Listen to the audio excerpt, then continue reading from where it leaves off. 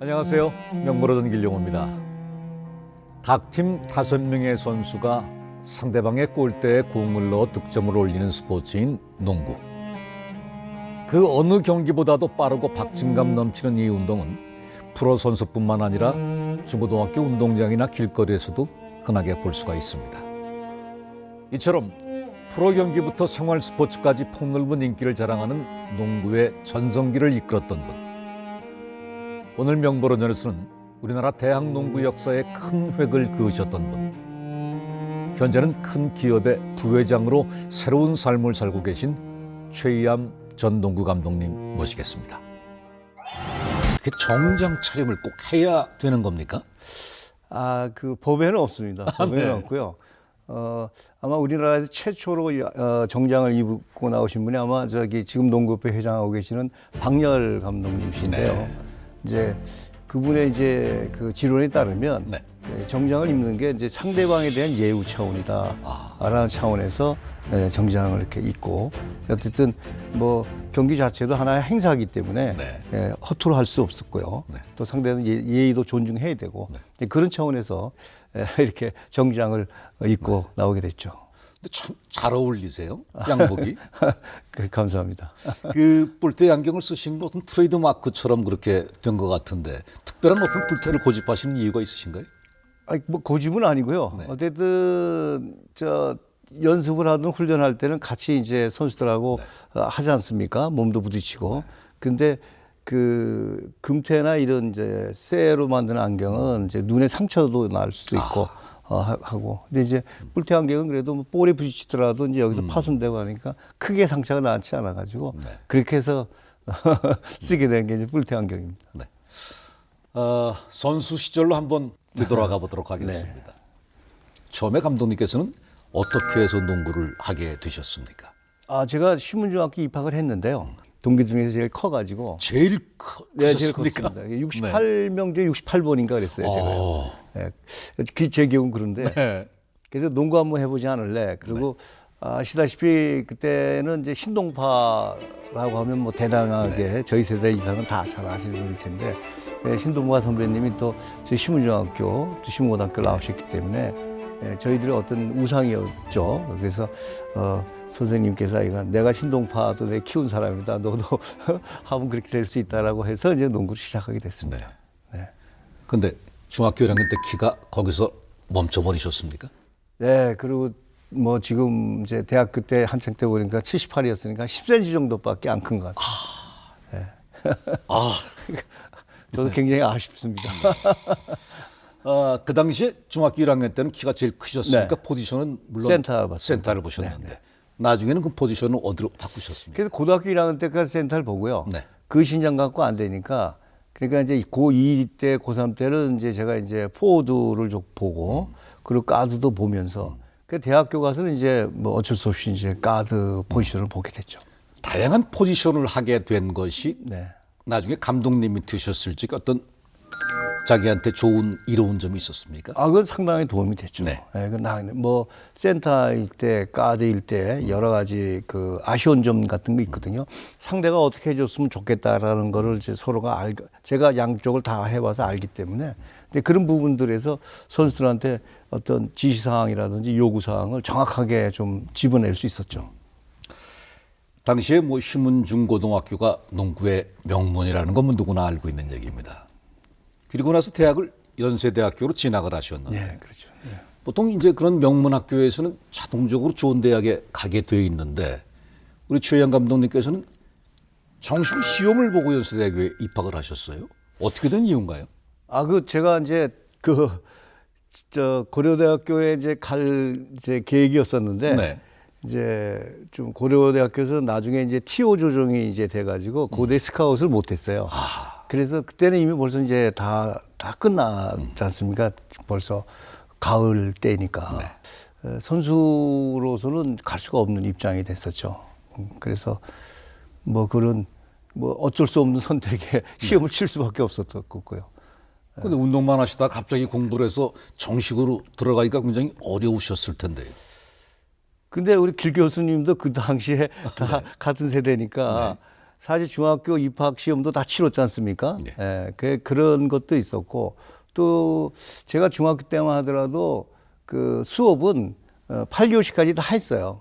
그리고 이제 보충 수업 2시간만 빼고 이제 운동을 했고 네. 이제 그런 거 기본적인 거 약간이 좀 있었기 때문에 그렇게 뭐 물론 이제 뭐 어렵기는 어려웠다고 얘기해야 되겠지만 그러니까 뭐 그렇게 어쨌든 용기를 내서 뭐 그렇게 시험 칠 수밖에 없었고요. 선택의 여지가 없었으니까 그렇게 한 거죠. 뭐 운동도 물론 잘하셨지만 머리가 또 탁월하게 좋으셨기 때문에. 그건 아닙니다. 그건 아니고 우리 친구들이 대부분 그랬어요. 네. 야, 이거 장가 가지고 나중에 애 낳았을 때 애들 보고 열심히 살라고 그러고 똑바로 하라고 그러고 공부 열심히 하라고 얘기해야 될 텐데 아빠가 대학을 못 갔다고 그러면 예를 들어서 그 무슨 뭐 얘기할 게 어디 있겠느냐. 네.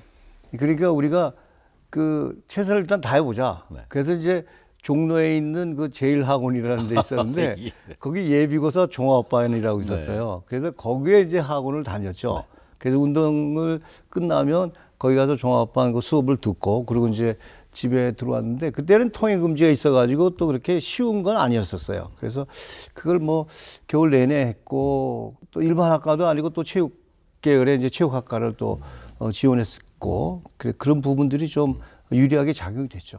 일반 전형으로 연세대학교를 들어가신 이후에도 농구부 활동은 계속 하셨습니까? 예. 그래서 이제 제가 어쨌든 간에 신문고등학교 주장, 중학교 고등학교 주장을 했었기 때문에 학교에서도 이제 제사장을 좀 아시고 또 스카우트 안 될 거에 대해서 이제 교장 선생님이나 이해 선생님께서도 안타깝게 생각하셔서 그래가지고 이제 마침 연세대학교의 그 당시에 체육부장님이 이종화 박사님이셨는데 그분께 이제 부탁을 해서 입시 되면은 이제 농구팀에 좀 넣어서 같이 훈련을 할 수 있게끔 해달라라고 얘기가 돼가지고 이제 제가 그 케이스로 이제 합류가 됐죠.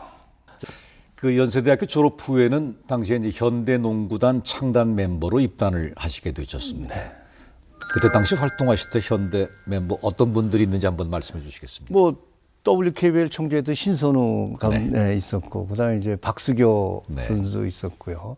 고려대학 나온 이제 김상천 선수, 동국대학 김욱호 선배님들 한 너댓 명 같이 했었죠. 전설의 우리 농구 팬들이 기억하시는 전설의 농구 선수들이 다 계셨습니다. 최양 감독님의 프로필을 보면 깜짝 놀랄 만한 부분들이 좀 있습니다. 그 중에 하나가 선수 은퇴 후에 중동의 이라크를 가신 적이 있습니다. 이건 어떻게 된 건가요? 초대 잠깐 말씀하셨듯이 제가 현대건설 통구실에서 근무했거든요. 은퇴 후에. 근데 현대건설은 이제 해외 그 중동 현장을 안 나가면 진급이 안 돼요. 그리고 무조건 2년간 가야 됩니다. 의무적으로. 그래서 저도 이제 그 케이스에 있어가지고 간 게 이제 이라크의 이제 바그다드 이제 지점이 있고요. 그때는 이제 이란 이라크 전쟁이라고 그래가지고 전쟁을 많이 했지 않습니까? 미사일도 왔다 갔다 하고 하니까. 그리고 저는 이제 결혼도 했고 그 당시에 애도 있고 그러니까 이제 뭐 제 아버님께서도 좀 위험한 거 아니냐. 그래서 이제 들어와서 여기 상일여고에 이제 다음 학기에 체육 선생님 한번 할 수 있는 자리가 있으니 들어와서 이제 그렇게 하자라고 해서 그래서 이제 귀국하게 된 거죠. 선수 은퇴하시고 현대 직장인으로서 이라크에서 근무를 하시다가 어떻게 해서 다시 농구계로 컴백을 하게 되셨습니까? 어쨌든 이제 뭐 귀국하게 되면 대부분 이제 모기 가서 인사를 드리지 않습니까? 그렇죠. 그러니까 가서 이제 연세대학교 가서 인사를 드리러 갔더니 이제 마침 감독 선생님이 안 계세요. 그래서 전임 감독 선생님 김동원 선생님이신데 그 5월 달에 제가 8월에 귀국했는데 5월에 시합이 좀 성적이 안 좋아가지고 사표를 내셔가지고 그때 이제 체육부장님께서 너 뭐 하냐 그래서 조금 전에 그런 말씀을 드렸죠. 그랬더니 그러면 저 후임 감독 올 때까지 네가 좀 애들 좀 지도해라. 그래서 아까 얘기했듯이 대학교 3학년 4학년 때 미국 코치한테 그 했던 그런 게 있으니까 그래서 이제 정기연구전을 9월 달에 치르게 됐죠. 그때 이후로 연세대학교 농구 감독님을 17년간 하셨습니다. 그렇게 됐습니다. 와, 정말 긴 세월 동안 연세대의 그 하나의 그 정말 농구부를 재탄생시키고 역사에 남을 만한 농구팀을 만드셨어요. 국가대표도 막 여러 번 이기고. 뭐 제가 한 게 아니고요. 다 선수들이 좋고 다 도움이 많았죠 주변에서. 전설의 연세대 농구팀 17년간 감독님 생활. 정말 엄청난 그 감독님을 하셨는데 당시에 정말 유명한 농구 선수들이 굉장히 많았습니다. 제자들. 네, 어떤 분들인지 한번 쭉 말씀해 주시겠습니까? 그렇죠. 뭐 초기에 뭐 정재근 지금 동부 감독하는 이제 이상범 선수부터 시작해가지고 문경은, 우지원, 뭐 김훈, 석주일, 서장훈, 이상민, 뭐 조동현, 조상현, 황성인 이렇게 쭉 이제 있었죠. 우리나라 국가대표는 다 나왔습니다. 지금. 뭐 그렇게 됐습니다. 정말 전성기였습니다. 1993년, 94년 시즌에 대학농구팀 최초로 농구대잔치 우승을 했습니다. 네. 그때 그 장면 혹시 기억나십니까? 당연히 기억나죠. 저도 뭐 텔레비전 중계를 열심히 봤던 그런 생각이 납니다. 대학팀이니까 뭐 겁이 없었죠. 네. 뭐 일단 겁이 없고 그리고 뭐 부담도 별로 없었고요. 또 그리고 그러니까 이제 플레이가 좀 페어 플레이하면서 좀 잘하자. 잘만 하다 보면 뭐 승부는 거기에 따라서 이제 들어오는 거다라는 생각만 가지고 이제 했기 때문에 그런 부분에서 오히려 더 좀 선수들이 자기 기량을 충분히 발휘할 수 있는 그런 아주 심리적인 상태가 되지 않았나 생각이 들어요. 감독이면 이제 훈련이나 뭐 전술도 물론 다 좋아야 되지만 선수를 알아보는 눈이 일단은 좋아야 될 거 아니겠습니까? 어떻습니까? 선수들이 이제 학교에 오기 전에 스카우트라고 하는데 하죠. 네. 미리 고등학생 때 자질 있는 학생들을 눈여겨 보셨다가 스카우트를 하십니까? 어떻습니까? 그렇죠, 그렇죠. 네. 그게 고등학교 때 이렇게 눈여겨 들어오는 친구들은 갑자기 나오는 거고요. 네. 뭐 가능한 한 초등학교나 그 중학교 때서부터 쭉 보죠. 그런 거 성장 과정이 쭉 나오고 있다가 느닷없이 갑자기 나오는 애들이 이제 고등학교 때 나오는 애들이 있는데 그런 경우는 조금 저희가 뭐 좀 놓치기도 하고 뭐 가소평가하는 경우도 있고 과대평가하는 경우도 있지만 초반에서부터 쭉 성장한 애들은 거의 정확하거든요. 그러니까 저희가 데려올 수 있는 여건이 되면 데려오고 또 데려오지 못한다 하더라도 상대로 간다 하더라도 그 어떤 장단점을 어느 정도 파악하고 있기 때문에 뭐 보는 눈이 뭐 정확하다 이런 건 뭐 특별한 그런 건 아니고요. 거기에 어쨌든 간에 시간 투자를 많이 해야 돼요. 제가 뭐 여기 기업도 보면 그렇고 그 스포츠도 마찬가지지만 하여튼 어떤 선수가 현장에 누가 많이 하여튼 시간을 투자를 하느냐에 따라 가지고 거기서 나오는 결과가 달라지는 것 같아요. 정말 탐나는 선수가 있으면 뭐 감독님뿐만 아니라 다른 대학에서도 전부 스카우트 하려고 경쟁할 거 아니겠습니까? 예, 그렇죠. 그럴 때 감독님만의 어떤 스카우트 노하우가 있으신가요? 뭐 몇 가지 있어요. 근데 뭐 유치한 경우도 있고, 뭐 하여튼 좀 정성을 다하는 거가 이제 그다음에 거기에 또 주변에 또 이제 어떤 부모의 어떤 그 유치나 이런 것 따라 가지고 주변의 지인들 또 학교 또 코치 선생이나 감독 선생들의 또 여건도 있고니까요. 그분들의 어떤 인맥들. 그러니까 이건 뭐 하여튼 그 입체적으로 이렇게 가서 접근이 돼야지 선수만 가지고는 이게 하기가 그렇게 성공하기가 어렵습니다. 어떤 분들은 뭐 선수의 부모님 집에 가서 큰절부터 드린다는 분들. 아니 뭐 그거는 뭐 다 기본이고요. 기본입니까? 네. 그 정도 갖고는 안 되는 분들이 있고. 혹시 기억나시는 선수 중에 가장 치열하게 스카우트 전쟁을 치렀던 선수가 있습니까? 거의 대부분이에요. 네, 거의 대부분에 지금 뭐 조금 이름 있는 선수들은 그리고 어떤 선수 같은 경우는 난 포기하겠다. 그럼에도 불구하고 이제 연대에 오는 경우도 있고요. 뭐 여러 가지 이제 스카웃이라는 건 조건이 있고요. 또 어쩔 수 없는 조건도 있는 경우도 있어요. 그 선수가 혼자가 잘해서 혼자만 연대로 오면 좋은데 나머지 동료들이 대학을 못 가는 케이스가 나오는 경우도 있고요. 예. 그러니까 이제 그런 부분들을 다 망라해서 좀 하는 부분이 있어서 그래서 저는 어떻게 보면은 그런 부분은 상당히 좀 뭐 제가 생각해봐도 그거는 좀 잘했던 것 같아요. 그러니까 한꺼번에 좋다고 해서 왕창 데려온 게 아니고 그 텀을 두면서 좀 해서 약간의 그러니까 뭐 이상민 선수가 입학할 때는 위에 그 이상범, 오성식 선수들이 있거든요. 같은 포지션이요. 그래 안 오려고 그러죠. 네. 예. 그 여기 선수들이 있는데 또 어쨌든 이 친구들도 제가 그렇게 힘들게 스카우트한 선수들인데 얘 때문에 또 뭐 다르게 또 대할 수가 없지 않습니까? 그렇죠. 예. 그래서 이제 그렇게 올 때도 부모님들한테 이제 그런 설명을 드리고 거꾸로 상민이도 3, 4학년 때 더 밑에 있는 좋은 애가 들어오면 이거 잘려야 되겠냐. 그러니까 그거 아니까 이게 그리고 1학년 때 정도 되면 벌써 3학년, 4학년 선배들이 하는 것도 좀 보고 느끼고 배울 수 있는 게 있을 거다. 이제 그렇게 해서 좀 설득을 하고 이런 부분들이 좀 되는 거기 때문에 뭐 대부분이 하여튼 치열하게 좀 했어요. 치열하게 좀 한 것 같고 뭐랄까 천만다행인 건 이제 서장훈 선수가 이제 그 들어왔는데 장훈이는 그 뭐 제가 데려온 게 아니고 그 본인이 그 연대를 선택했어요. 네. 물론 저도 뭐 저나 뭐 상대도 다 열심히 했겠지만 서장훈 선수가 이상민 선수하고 같이 게임을 하고 싶다라는 게 걔가 왜냐면 청소년 대표나 이런 데 가가지고 그 게임을 많이 배웠는데 가드가 너무 잘해주니까 그냥 그 득점을 쉽게 만들어주니까 그래서 이상민 선수하고 자기가 한번 하면은 최고다 그래가지고 이제 그렇게 해서 뭐 친구 따라 선배 따라 뭐 강남 가듯이 그렇게 해서 오는 케이스도 있고 근데 그런 것들이 하여튼 좀 조금 기억이 남는 저는 뭐 스카우트죠. 감독님 보고 그냥 오로지 이 학교 왔습니다 하는 선수는 없었습니까? 그 이제 이상민 선수 같은 경우는 네. 감독 저 보고 온 게 아니고 유지학 지금 모비스 감독 유지학이가 그때 이제 코치. 감독이 그 당시에 코치를 했거든요. 네네. 근데 유지학 그 코치가 당시에 그 용산중학교 경복고등학교에서 굉장히 잘했어요. 연세대학교에서도. 그래서 상민이 또 꿈은 또 유지학처럼 자기가 되는 게 자기의 또 어떤 그거였었어요.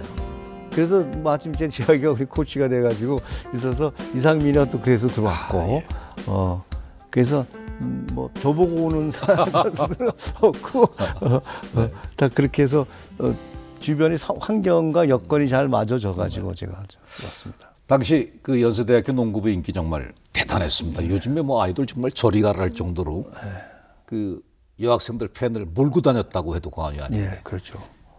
뭐 지금 이제 젊으신 분들은 아직 그 인기를 실감하지 못할 것 같은데 어느 정도로 인기가 많았는지 한번 실례를 한번 들어서 말씀해 주시죠. 뭐 두 가지만 뭐 하여간 그 우편 배달부 아저씨가 네. 우연히 저 보면 아주 한탄을 합니다. 힘들어 죽겠다고. 네. 왜냐면 저희 숙소가 계단으로 한 3층 정도 되는 이제 언덕에 좀 있거든요. 계단을 올라가야 돼요. 그럼 그 1톤짜리 그 트럭에 하여튼 푸대자루로 가득 와 있으니까 그거를 들고 올라가려고 하는데 힘들어 죽겠다고 뭐 이렇게 많이 오냐 그러고요. 그리고 그게 뿐만 아니고 뭐 인형 같은 거 소포로 온 것도 많고 말이죠. 이제 그런 그 정도로 이제 상당히 좀 많았었던 것 같고요. 그다음에 이제 연습장에 가면 이제 연대 체육관이 있는데 뭐 하여튼 뭐 5, 6천 명 온 것 같아요. 그렇게 와 있을 정도로 좀 그때는 그게 사실 인기인지는 몰랐고요, 솔직히. 요즘이 이제 이렇게 뭐 되니까 아는 거지. 그때는 뭐 그런가 보다. 그래서 크게 뭐 무심하게 생각했었지. 그런 거 정도를 뭐라고 심각하게 받아들이는 건 아니었었어요. 근데 팬들이 그렇게 많이 몰려오면 훈련에 방해가 되지는 않았습니까? 방해되는 부분도 반드시 있죠. 분명히 있죠. 분명히 있는데, 근데 그거 참 뭐 멀리서 오던 애들 보면 뭐 지방에서도 오고 말이죠. 뭐 강원도 목포에서도 오고 말이죠. 어이구. 그거 보고 빨리 이제 내려가야 되는데 말이죠. 방학 되지만 말이죠. 그리고 뭐 한번 보겠다는 거 못 보게 할 수도 없는 거고요. 네. 또 어떤 경우는 뭐 부모님들이 또 애들 데리고 같이 와가지고 또 있으니까 어쩔 수 없이 그건 개방할 수밖에 없는 입장이었고요. 그럼 훈련 장면을 개방을 하셨어요? 네, 그래서 다 이제 했죠. 뭐 일반적으로 중요한 경기 앞두고 이런 거 하면 전술 노출이나 이런 거 될까봐 잘 안 되는데 그런 뭐 저희가 그 당시만 해도 저희 학교 그 체육관에 뭐 한 2,000명 정도는 들어갈 수 있는 스페이스는 되니까 항상 개방을 시켜놨죠. 개방을 시켜놓고 그건 또 추운 날이니까 너무 또 안 돼서 그때는 이제 연탄난로들이 다 있지 않습니까? 복도에. 그러니까 이제 그 보리차 좀 해가지고 큰 주전자 있지 않습니까? 옛날에 노란. 거기에 차를 좀 넣고 그래가지고 뭐 뜨뜻한 물이라도 하나씩 주라고 그래서 우리 트레이너 보는 친구한테 좀 그런 것도 좀 관리 좀 하라고 그러고. 그래서 그렇게 좀 해놨는데 방해는 되지만 또 한 가지 효과는 집중력은 또 있겠더라고요. 왜냐하면 어차피 경기장이 시끄럽잖아요. 예. 근데 거기서 뭐 얘기하고 뭐하고 안 들리는데 그런 분위기가 그대로 돼 있거든요. 사실 그 이전에도 제가 그 스피커 같은 거 갖고 소란스럽게 해가지고 사실 틀어놓고도 훈련시켰어요. 예, 그 소음 같은 거 막 하게끔 말이죠. 앰프 그때 뭐 그래서 그런 것도 있기 때문에 이렇게 하고 뭐 또 그 자리에서 저한테 지적받고 야단 맞고 뭐 무릎 꿇고 손 들고 있으면 소위 말로 이게 될지 쪽팔리지 않습니까? 지들이 애들이 보는 데서. 그러니까 더 집중하죠, 이제. 한눈 팔 그 계제가 없어요. 다른 하니까 뭐 제가 뭐 눈빛 하나, 뭐 손가락 하나에 대해서도 얘들이 이제 신경 쓰고 저게 무슨 뜻인가를 알고. 근데 그게 이제 경기장 나가서 그렇게 이제 보여주니까 그런 오히려 부분이 훈련 장면을 공개한 것이 오히려 득이 됐네. 굉장히 그 득이 됐어요. 집중력이 많이 좀 올랐을 거예요, 선수들도요. 예전에 인터뷰 기사를 찾아보니까 감독님께서 이런 말씀을 남기셨던 것이 생각납니다. 너희들이 볼펜 한 자루라도 스스로 만들어 본 적이 있느냐? 너희같이 생산성 없는 공놀이를 하면서도 돈 벌고 대접받는 것은 팬들이 있기 때문에 가능한 것이다. 팬들한테 잘해야 된다. 이때부터 생산성을 거론하셨습니다. 어떤 의미로 이렇게 말씀하신 건가요? 실질적으로 그렇잖아요. 농구를 한 게 무슨 뭐 사회 생산성을 돕거나 뭐 산업에 발전시키는 건 아니지 않습니까? 근데 거기에 왜 선수들 뭐 돈을 줄여가면서 스카우트 하면서 월급 주면서 하는 이유는 결국 이제 팬들 아니겠습니까? 예, 그런 이제 어떤 이러한 팬들이 있는데 뭐 내가 조금 잘한다고 뭐 좀 거만하고 뭐 저희들로는 이제 주접 떤다고 이제 얘기를 하는데 뭐 그런 식으로 보이면 그게 어쨌든 본인의 인성에도 문제가 있는 거고 어쨌든 그런 부분으로 좀 니네가 관리를 잘해서 나가야지. 나중에 그런 거 통제를 안 하고 누가 선배나 선생들이 이런 얘기를 안 해주면 뭐 사회 나가서 진짜 지 잘난 맛에 살려고 그러면 어떤 경우가 나올지 모르잖아요. 그러니까 그거는 뭐 코치니까 당연히 뭐 물론 저도 뭐 그렇게 얘기 안 하고 뭐 같이 즐길 수도 있겠지만 그건 아닌 거거든요. 그러니까 그런 부분은 좀 엄하게 했죠.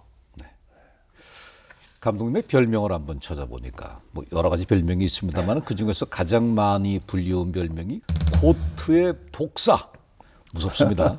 코트의 호랑이. 이런 기억을 하고 있습니다. 이 선수들한테 많이 엄한 편이셨습니까? 굉장히 훈련할 때 엄했죠. 아까 말씀드린 대로 연세대학교는 그 환경 자체가 그게 엄청 뭐 나가면 유흥 가잖아요. 그러니까 뭐 그거는 엄하게 안 하면 안 되는 거고 저도 선수 생활 해봤지 않습니까? 거기서 4년간. 그러니까 저희 선배나 동기들이나 후배들이 하는 걸 많이 봤거든요. 그러니까 그 감독 코치들이 관리를 안 하면 이게 그 나이에 이게 될 수 있는 상황은 아닌 거거든요. 그래서 그런 부분에 대해서 좀 상당히 좀 뭐 통제를 했죠. 그래서 뭐 창살 없는 감옥이라는 말도 나오고. 근데 그게 제가 선수들한테 그랬어요. 4년간 고생해가지고, 평생을, 편하게 살든지, 4년간 신나게 놀고, 평생 고생해서 살든지, 네. 근데 어쨌든 농구 선수로 연대를 들어왔으면 최고가 돼야 된다. 자기 포지션에서. 그래서 위로 5년 잡아먹어야 되고, 밑에 5년한테 잡아먹히지 말아야 10년을 네가 살 수 있는데, 지금 여기서 들어와서 지금 조금 낫다고 너 누르랄라 하고 그렇게 돼가지고 돼서 결국 남한테 잡히고 살게 되면은 사회 나가서 그래도 좋은 건 아니다. 그러면서 좀 많이 통제를 했죠. 뭐 다 지나간 얘기니까 하나 좀 조심스럽게 여쭤보겠습니다. 감독님께서 제일 많이 혼낸 선수는 당시에 누구였습니까? 제일 혼난 선수가 네. 그 최병식이라는 선수가 있었고요. 그다음에 정재근, 네. 그다음에 이제 문경은 요런 정도로 이제 될 겁니다. 이렇게 이렇게 요 정도 선수들이고. 문경은 감독은 왜 많이 혼났습니까? 경은이는 사실상 저 왕십리에 있는 학교를 나왔는데, 하여튼 그 학교에 체육관이 없어요, 농구장이. 그러니까 또들이 유랑 생활을 해요. 그러니까 거기서 선수들을 어떻게 잡을 수 있는 게 안 돼요. 그러니까 좀 뭐라 그럴까 자유분방한 그런 이제 선수들이 돼가지고 여기 들어와서 아까처럼 저는 그런 통제를 하고 있는데 그게 잘 안 맞죠.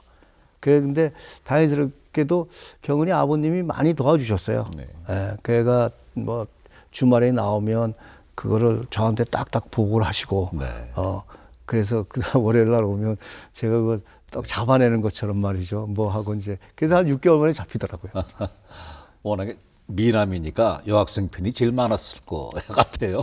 그 여학생들까지는 제가 모르겠고 이제 선배들이 좋아했어요. 네. 걔가 굉장히 심성이 고와요. 착하니까 그 거절을 못 합니다. 그래서 이제 야간 운동도 시켜주는 이유 한 게 뭐냐면 거절할 수 있는 명분을 주려고. 제가 이제 9시부터 10시까지 훈련하거든요. 야간에. 그러니까 저녁에 나오라고 그래도 우리 형 야간 훈련 때 못 나가 그러면 그거를 익스큐즈가 되잖아요. 근데 그거 없는데 안 나간다고 그러면 이거 괘씸하게 느낄 거란 말이에요. 이거 내가 부르는데도 안 나와. 그래서 이제 그거 핑계거리를 좀 만들어 주려고 그 어쩔 수 없이 그렇게 했죠. 지금은 뭐 방송에서 뭐 예능 프로에서 열심히 활동하고 있는 서장훈 선수는 학생 때 어떠셨습니까? 서장훈이는 굉장히 논리적이에요. 저도 사실상 이게가 저게 이렇게 방송에서 잘하리라고는 생각을 못했어요. 지금 열렬한 저 팬인데 네. 예, 잘할 수는 어떤 바람이었다가 지금은 이제 너무 잘하니까 이제 팬으로 돌아섰는데, 이건 굉장히 그 개성이 강해요. 그래서 자기가 맞아야 된다는 명분이 있으면 맞는 거에 대해서 불만이 없어요. 근데 자기가 이 대우가 명분이 도저히 부당하다라고 그러면 그건 못 견디는 스타일이에요. 그래서 오히려 상당히 그래서 장훈이는 뭐 항상 1학년 때는 이게 트러블이 좀 밀고 땡기고 해서 어느 선까지 밀고 하는 게 있잖아요. 소위 밀당이라는 게 있지 않습니까? 이제 그런 거를 다 1학년 때 이제 결정이 나거든요. 근데 장훈이는 이제 그렇게 되니까 그 이후에는 오히려 다루기가 좀 편했죠. 뭐 지금은 감독 생활하고 있는 문경원 선수가 예전에 인터뷰에서 최영 감독님은 두 얼굴의 사나이다. 연습할 때는 독사 같은데 경기할 때는 선수들에게 무척 살갑게 군다라는 얘기를 했습니다. 경기할 때 선수들에게 이렇게 잘 대해주셨던 이유는 또 따로 있을까요? 근데 그건 당연한 거 아닙니까? 이제 아니 사실 저도 첫 3년 동안은 굉장히 흥분을 많이 했어요. 경기장에서도요. 물론 이제 선수들한테 뭐 그렇게 나무라 하지는 않았지만 스스로 흥분하고 뭐 좀 액션도 많이 쳤는데, 그때 이제 혹시 기억나실지 모르겠지만 미도파 백화점에 배구팀 있었고요. 여자.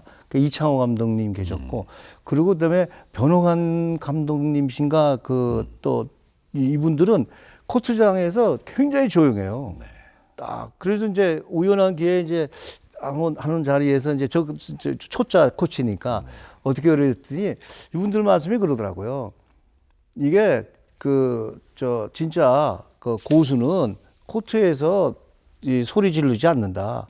이게 평소에 훈련이 안 된 애들이 괜히 코트에 나와서 뭐 간중이나 누가 보니까 하는 척 하는데 우리는 이미 연습장에서 다 끝내고 왔다. 그게 거기에 이제 한마디 그냥 제가 뻥 간 거예요.